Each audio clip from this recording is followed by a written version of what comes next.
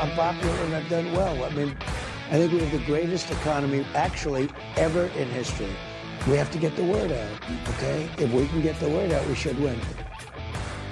Yes, President Trump, it is more difficult for a Republican president, of course, since you don't have the vast media apparatus, the propaganda apparatus already in place as any Democrat like Joe Biden and Kamala Harris have. It's good to be a Democrat, not because, you've learned to live with monkeypox and you're comfortable taking all those antibiotics now, and because so many people in your family have either shot other people or been shot, but never mind that. And I have in front of me, I have in my hands, Mailbag Day questions, and I was going through the Mailbag questions, and I like them, and we have some prepared audio for the Mailbag section today as well. But right now, we've got a lot going on because all the crazy Democrats. Now, more people in America smoke pot every day, the New York Times says, than drink alcohol every day. And they say, hey, isn't that great? And they encourage their daughters to date illegal alien gang members from beep-hole countries all over the world. We've got that, and I got to say, let's go back to the telephones, Michael. So much to talk about in a couple of major topics. But first, because we were just talking about the New York Times story and the study that the New York Times putting out about more people smoking pot every day in the United States than drink alcohol every day in the United States. 18 million people smoking pot every day in the United States. And the New York Times says, and that's greater than the number of people that drink alcohol every day, which is a little hard to imagine, but nevertheless. And the New York Times says that in 1992, there were fewer than 1 million people smoking pot every day in the United States. By 2012, about 6 million people a day 6 million people smoking pot every day. And now 18 million people smoking pot every day in the United States because the Democrats are fixing a problem. They've made it all better. See, the Democrats, they got, where are they, in San Francisco, handing out needles, for injecting drugs. And we talked about it last night on the Right Squad on the Newsmax television show. And the liberal there at the table is like, hey, that's real good because sharing needles gives you AIDS. So we should give everybody needles and crack pipes. Remember, Joe Biden was handing out crack pipes, too. Democrats are making everything better. And they have, in New York City and in San Francisco and elsewhere, Democrats, they set up drug use centers where you can go and they will give you heroin and syringes, and then they'll say, oh, this is so good, this is much better. And they're wrong about everything, as usual. All right, let's go because I see a nice person called in. Let's go, and there are a couple of different topics I want to get to from our listeners today calling in. Let's go to Anonymous, calling from the great state of Maryland, who wants to respond to the New York Times story that I was just sharing with you. Anonymous, you are on the Chris Plant Show. Hi, Chris. This is Anonymous. Thanks for taking my call. You bet. Welcome. I really appreciate that you bring up this topic. I have been a pediatric nurse for 22 years, and I've worked mostly, in the emergency room, and now I work in Washington, D.C. at Children's Hospital, which is why I'm keeping myself anonymous. Mm-hmm. But I am so grateful that you're bringing attention to this topic because it is overwhelming how many children are coming in with cannabinoid hyperemesis, which I'd never even heard of. And just like you said, the vomiting, and it lasts for days. And they're also having psychotic issues secondary to smoking marijuana. Most of them are daily users. And the third thing that I've seen a lot is strokes. Teenagers going to parties and being handed what they think is a joint, and it's some homemade concoction and then they have a stroke, and they are in hospital for weeks, and then they have to go to rehab. Some of them have lifelong chronic conditions, and I think I'm just so grateful. I heard it, and I said, I've got to call because it's so frustrating as a nurse to be taking care of these children who I don't even know how they get it. And so that's all I can say as far as I know. I work with children, and as far as adults, my experience is riding elevators and then walking into my patients' rooms, and the rooms reek of marijuana. And so it takes a toll. You get a headache, and it's not a great working condition. There's a dispensary a quarter of a mile from the house where I live, and when I go out to work in the morning at 5:30 a.m., most mornings the first thing I smell is marijuana. And so I'm so grateful, and I think I can speak on behalf of the nurses that I work with and the medical staff, that we just really need to look at what, we went to go solve a problem, and the way we solved a problem is we created a whole new problem.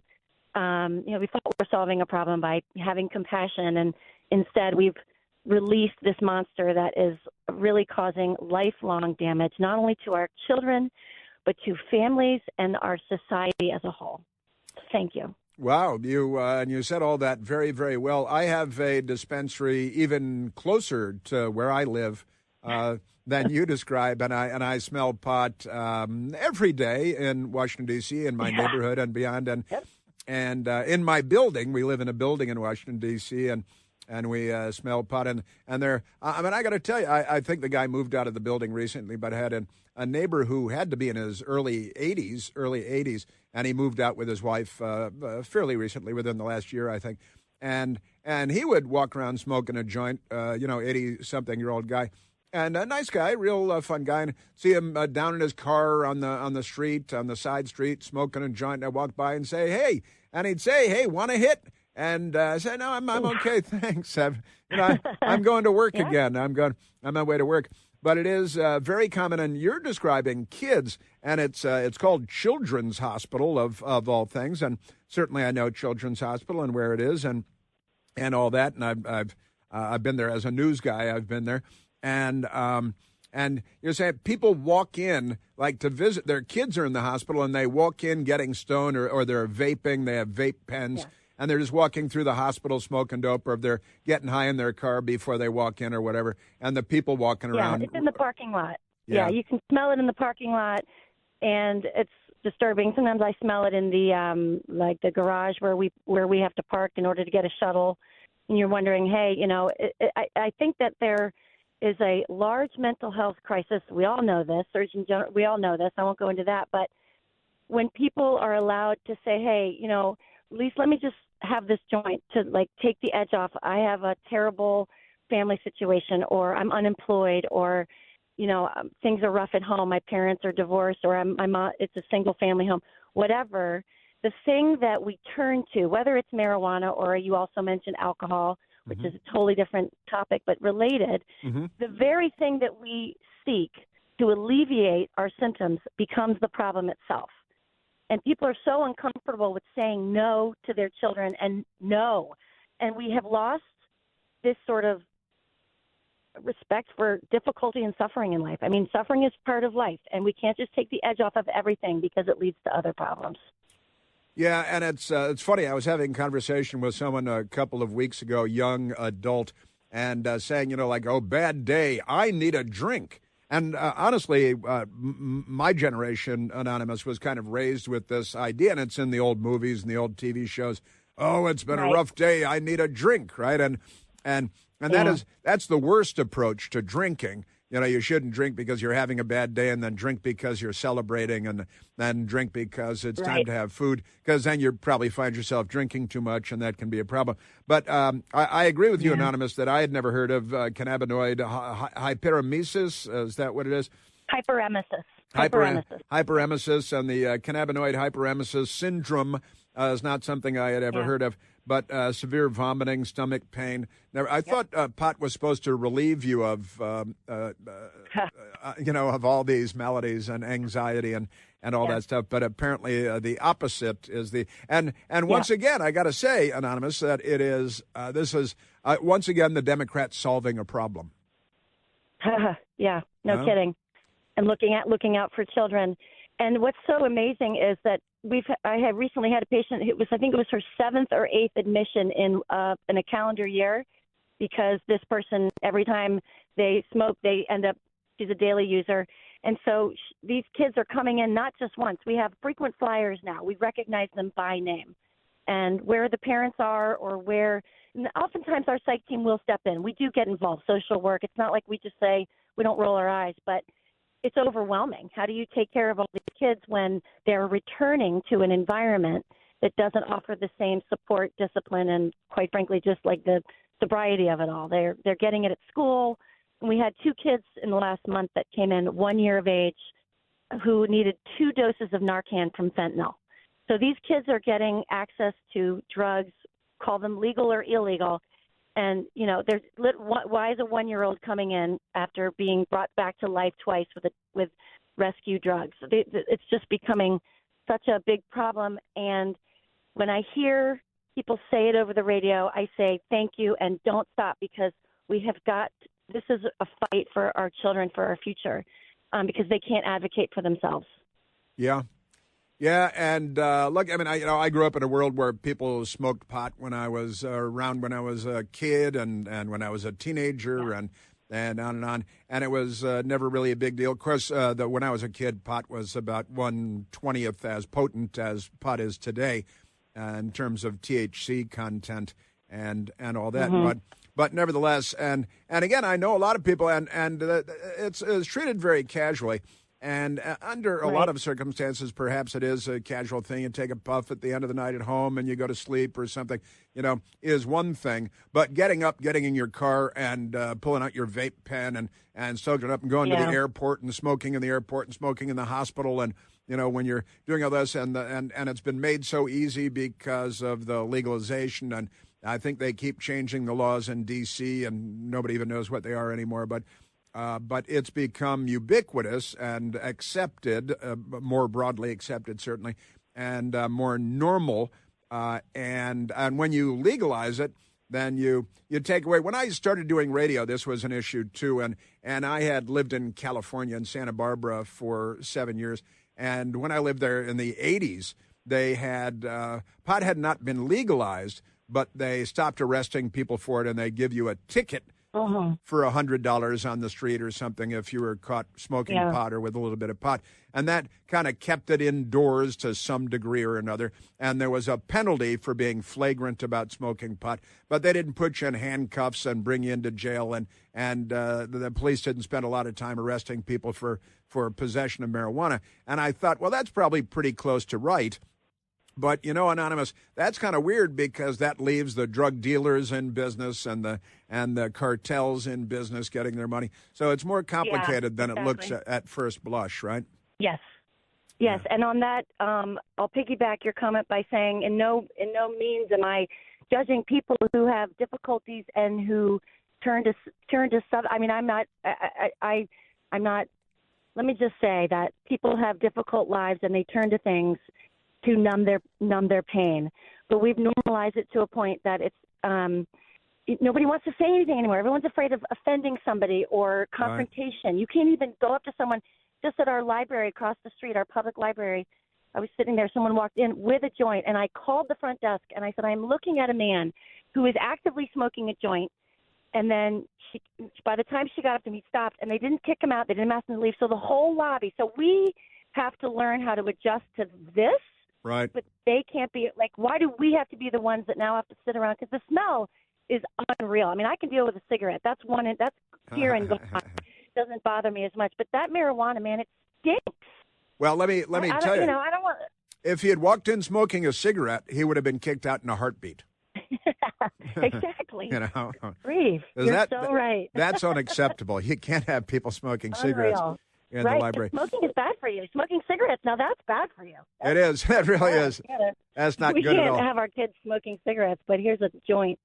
Anyway, right. I'll let you go. I know you, but I'm so grateful. Thank you so much for everything that you do. I love your show. I listen every chance I get, and I deeply appreciate you giving a voice to these kids who need adults to step in and be adults. We need adults to be adults. Yeah. Please. Yeah.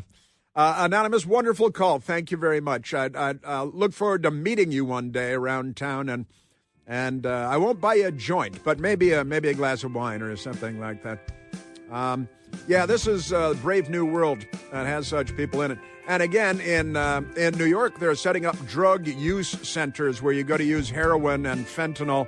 And liberals say, oh, this is real good. They're not dying on the sidewalk. They're dying indoors now. And Democrats are making everything better. Everything that the left says they're going to make better, they invariably and inevitably make worse every single time.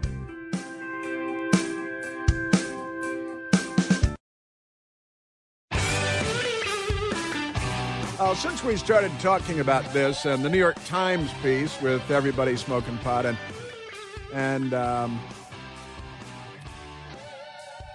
we talked about San Francisco handing out syringes for people to use intravenous drugs and how liberals love that. Oh, it slows the spread of AIDS.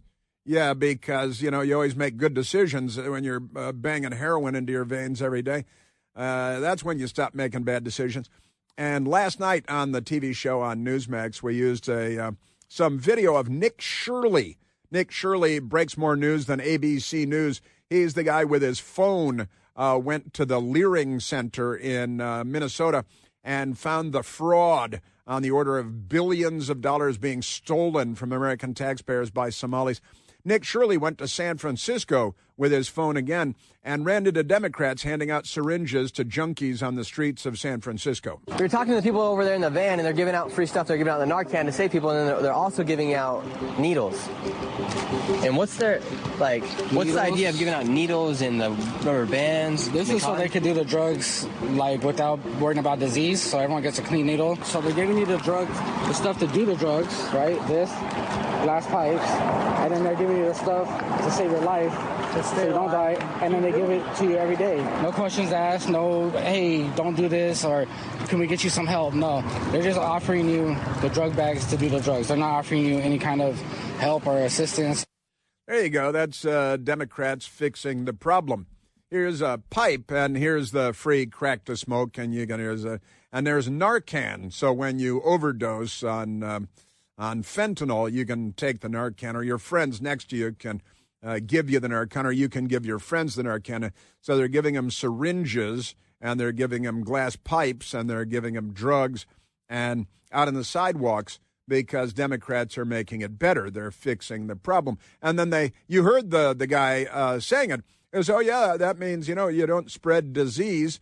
Well, addiction to opioids might be considered a disease, something to be frowned upon. But the Democrats are spreading joy wherever they go, and addiction and disease. And when they have the opportunity, they certainly like to spread monkeypox.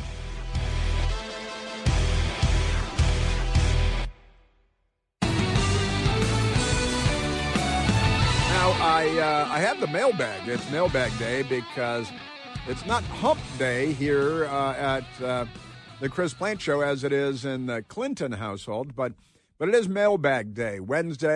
Every Wednesday, mailbag day, and I have in my hands the mailbag questions, and Michael Piercy's looking at me funny, and I think I have to get to the. Oh no, I do have to get to the mailbag, but I want to play one more Nick Shirley soundbite for you. Because we were just playing Nick Shirley in San Francisco. Nick Shirley, who broke the news about the Somali fraud, billions of dollars in Minnesota, funding a terrorist organization in Somalia so they can kill and kidnap and murder, which is what they do. They're radical Islamic jihadis. And I know it sounds like a chicken and rice dish, but it's not the Somali terror group. But Nick Shirley, who broke the story there in Minnesota, and then he's on the streets of San Francisco, a little different than the streets of San Francisco used to be, and found the guy handing out the crack pipes and the syringes with needles to inject because it makes everybody safer to just do heroin with your own needles and smoke crack with your own pipes, and so they give them out and they help people. Now, Nick Shirley also found one of the helpful San Francisco Democrats out on the street. And there's a man of color, laying flat on his back, sprawled out on the sidewalk, unconscious, with debris all around him, and a tent like a camping tent about 15 feet from him, and people just living on the street, and they're drug-addled, they're passed out. And Nick Shirley said to the helpful Democrat who's passing out drug stuff, said, well, how do you know this man's alive? This guy looks like he's dead. He's sprawled out. His legs are bent like they're broken. And he said, what's going on? So here's Nick Shirley with one of the Democrats handing out all the good drug stuff on the streets of San Francisco. This guy is he's passed out right now. How do we know that he is still alive and that he doesn't need Narcan right now? He's breathing. You see his chest rising, and it's going up and down, and his color's good. Now, if he's blue, he's not responsive, his color's gone, he'd be like a blue, gray, purple color, then you know he's overdosing. Okay. So the most important thing is to hit him with Narcan. Doesn't matter how much Narcan you give him. Doesn't matter. If you got 3 in here, give him all 3 and rescue breaths. Okay, so what's in here? What's inside? You give him rescue breaths. So this Narcan you inject into their nose and it brings them back to life. Yes, sir. Yeah. Yeah, and then bring him back to life. You just give him rescue breaths. Now, this guy looked like something out of an alien movie, and he's sprawled out with his limbs all twisted around upside down and one knee up in the air, and he looks like he's dead, and his mouth is hanging open. And no, see, his chest is moving, and his color is good. He's not gray, purple, blue, so he's fine. Otherwise, we'd have to give him a maximum dose of Narcan, and then we'll give him more fentanyl and heroin and another a fresh needle so he can start over again. And nobody's saying, hey, do you want help? No, they're just saying, here, more drugs, here, new needles. So you don't get the AIDS. You just die of a drug overdose on the sidewalk, and then we come get your body, and we turn it into a mulch, and that's good for your garden. Yeah, that's good for you. And they scatter it in the gardens around San Francisco because they're making everything better. That's the Democrat Party. They're very helpful, very, very helpful. All right, mailbag time. Let's get to the mailbag. And there's one kind of a fun one on the end that took me by surprise. But let's go to the mailbag questions. Let's start with Michael. Michael with his mailbag question. Says, Chris, next Tuesday marks 5 years since Rush Limbaugh's passing. Rest in peace. Today, he'd be 75. He'd be 75 years old and still leading talk radio's America First movement, and that's a fact. If Rush Limbaugh were alive today at 75, he certainly would still be leading talk radio and the America First movement. And Michael says, Chris, you're today's leader. Wait a minute. If healthy and God willing, how long do you hope to host your radio show? And any update on your first book? Any update on your first book? Shaming me here at the end. But he's right. Michael is right to shame me. Now, I've got to say, Michael, I plan to do radio forever, honestly. I think I plan to do radio forever. I'm done with doing radio and then TV. And radio is the greatest, most wonderful, the most fun, and interacting with you, normal people, great American people, and all that good stuff. So I love that. And the truth is, Michael, I think I plan to do radio for as long as they will let me do radio. And if they say they won't let me do radio anymore, then I think I would want to do a streaming podcast. They call them podcasts. I don't like that word, but do my own radio show, and I think I'd want to keep doing something independently. But I'm also happy working for corporate America, doing radio. They own all the radio stations across the country and stuff. But the truth is, Michael, I plan on doing radio for forever and ever. And you said Rush Limbaugh is 75 years old. In December, I turned 66 years old. But I feel pretty good. My swing is still pretty good, and my brain's working pretty well. Don't smoke too much pot, so it's got to keep the brain going. Don't drink. I drink a lot less than I used to too, but I work too much right now. But what I hope to do, and I spoke to Chris Ruddy, the owner of Newsmax, earlier this week actually about finishing up my tour of duty at Newsmax and getting back to radio only. But I hope to do radio forever and ever, because this is just great. And it's fun every day. And I'd be doing this at home to my best girl. and not doing it here. So I might as well come here. And I do come into the studio almost every day. During the ice, I stayed home for a couple of days because I couldn't get my car out because of the District of Columbia. And any update on your first book? I got to tell you, Michael, my deal is with myself and with my best girl that I've said out loud. As soon as I stop doing TV and I have more hours that I am in control of, it's time for my first book, and I think I need at least 2 books. Like my grandfather, the old radio guy, put out 2 books when he was on the radio in the 1920s and 30s, and I got a little update on that coming up too. But I need to get at least my first book, Michael, and I thank you for that. And I plan on doing radio forever. And you're right, Rush Limbaugh would still be number 1 in the field, and there's no doubt about that because he was Rush Limbaugh. Thank you, Michael. Next question from Just Win. Just Win. Just Win asks. He has 2 could be she. I don't want to be misogynistic. Just Win asks, how is the non-view still allowed to be on, spewing hate and division every day, and misinformation and disinformation, I would add? And the correct answer to that, Just Win, is ABC News. Because, believe it or not, the TV show The View with Whoopi Goldberg and the rest of the gang of miscreants and misinformed mental cases there, that is under the budget of and the umbrella of ABC News, along with George Snuffleupagus, right, the Democrat Party operative for a career. And then ABC said, hey, we're a Democrat Party operation. Let's hire George Stephanopoulos and pay him $25 million a year. And it's good to be a Democrat because the propaganda apparatus is boundless. But Just Win, The View is going nowhere. How are they still allowed to be on? They do propaganda for the left and for the Democrat, and ABC News pays hundreds of millions of dollars to keep that propaganda on the air, that disinformation on the air, that mental illness on the air. Remember Whoopi Goldberg saying that when Roe v. Wade was overturned, and then, by the way, the number of abortions went up immediately to more than 1 million a year in the United States after Roe v. Wade was overturned by the Supreme Court. But Whoopi Goldberg was so upset when Roe v. Wade was turned over that she was having flashbacks to before 1973 and how terrible everything was in America. And this is what Whoopi Goldberg, under ABC News umbrella, was conveying. We got tired of tripping over women in bathrooms, public bathrooms, who were giving themselves abortions because there was nowhere safe, nowhere clean, nowhere to go. That's right. Everywhere you went into public ladies' rooms, the floors were littered with women sprawled out with coat hangers giving themselves abortions because, that's what she experienced. And this is what you get from these miscreants, these mental dwarves with the radical left-wing, idiotic, false propaganda. And that's ABC News. Thank you very much. They ought to be gassed, honestly.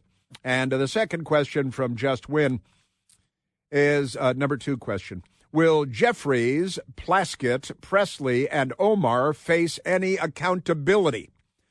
Short answer to that, no, of course not. Because ABC News and NBC News and CBS News and the Washington Post and the New York Times and the Democrats love the savagery and the mental dwarfism and all that. And also Just Win says, also, Chris, Chicago gets run worse daily by the mayor, let's go Brandon Johnson there in Chicago, roughly over 150 plus shot since the new year, but crime is down. And that's what the Democrats will tell you. And I looked it up today. I did look it up today, just went in, and I went to heyjackass.com, which counts the shootings and the murders in Chicago.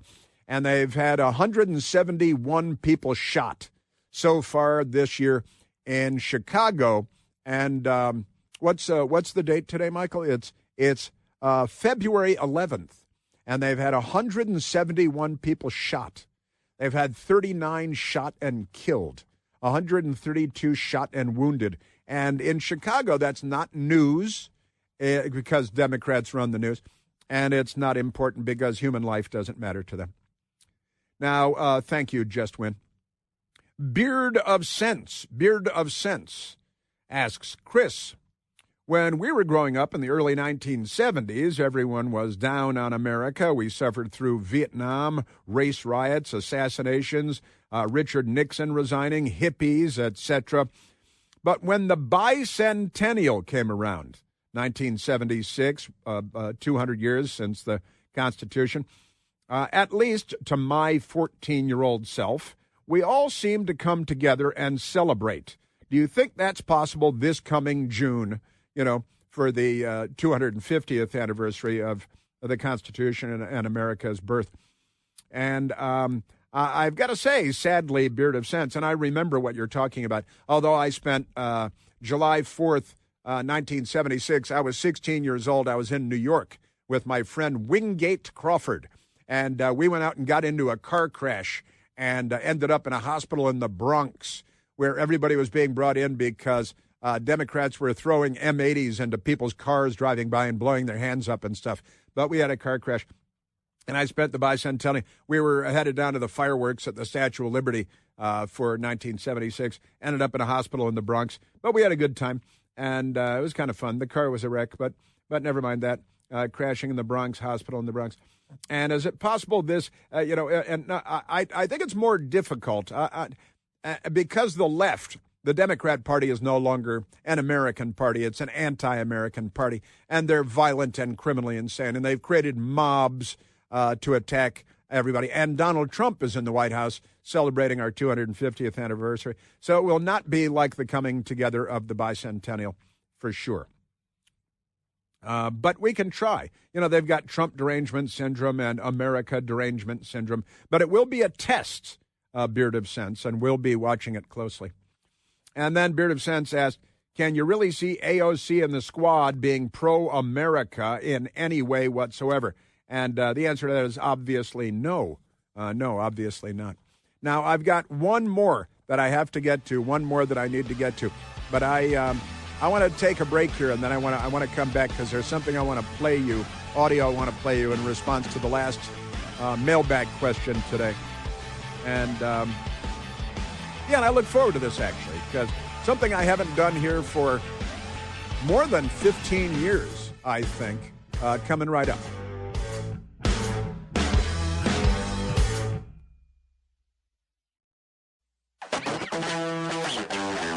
Little Spirit in the Sky, our last mailbag question of the day. And this comes from Kevin from Smithville, Missouri, who actually mailed it in by U.S. mail. And Kevin says, hey, Chris, on military anniversaries, D-Day +1, you play a record of your father, Jules Orteg, a Navy fighter pilot stationed in an aircraft carrier of the European theater during World War II. Perhaps where you got your fondness for flying military aircraft, and perhaps it is, and who doesn't love flying military aircraft? Come on. So I personally find your father's story very interesting because I never thought of Europe as being an aircraft carrier war during World War II. Good point. Really think about the Pacific Ocean, the large sea battles. True. Said, you also have brought up your family's history of being on radio for more than 100 years. True. With your grandfather, Pat Barnes, and your mother, Barbara Barnes Orteg, having radio shows, all true. My question is, like your father's record, do you have any small radio clips of your grandfather and mother's radio shows that you can share with us? I'm curious if the proper English, humor, and charisma are a family trait. And we do have clips. I don't have a lot, but this is my grandfather, Pat Barnes, and his daughter, my mother, Barbara Ann Barnes, who became Barbara Ann Barnes Orteg, Barbara Ann Barnes Orteg Plant. And this is 1937, Christmas Day, the New Amsterdam Theater, New York City, 42nd Street. And now for that happy-go-lucky child of the highways and airwaves, the head barnstormer, Pat Barnes. As the guy doing the intros, Oh, goodness, and Merry Christmas, everybody. My grandfather. Merry Christmas, Pat. You rehearsed it, would you? You'd think we rehearsed it. and he's doing shtick. He's doing jokes. And they would Christmas Day, the rooftop radio studio, the New Amsterdam Theater on right in Manhattan. I've got a funny story about that, too. And my young mother was 9 years old, and she was doing national radio broadcasts. Girls, the youngest barnstormer of them all is representing you tonight. Her name is Barbara Barnes, the adorable daughter of the head barnstormer.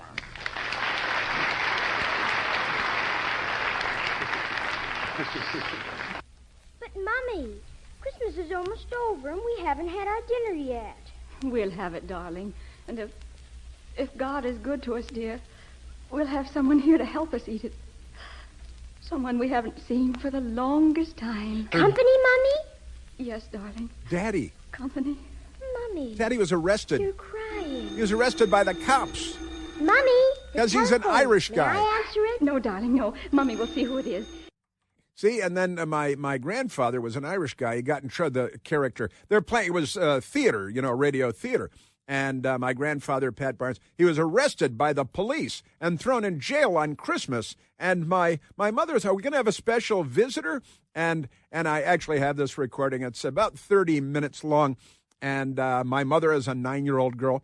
My grandfather, home from World War I, where he fought against the Hun in France and into Germany. And and my grandfather did radio from 1922, but his own national show by 1924, 102 years ago. And my family, by hook or by crook, has been on the air nonstop since certainly 1924 and perhaps nonstop since 1922. My grandfather was on the air nonstop from then until 1969. He was 80 years old when he died, and he was doing radio and television at that point until he was 80 years old. My mother was on and off in radio and in television when I was a kid, and after my father died, we moved to Milwaukee in with my grandfather and grandmother, and my grandfather was still on TV on WISN in Milwaukee. My mother then went on WISN in Milwaukee, had her own TV show, did interviews and stuff, interviewed Burt Reynolds. He was a stunt man, an unknown stunt man. And, family history. We couldn't find honest work.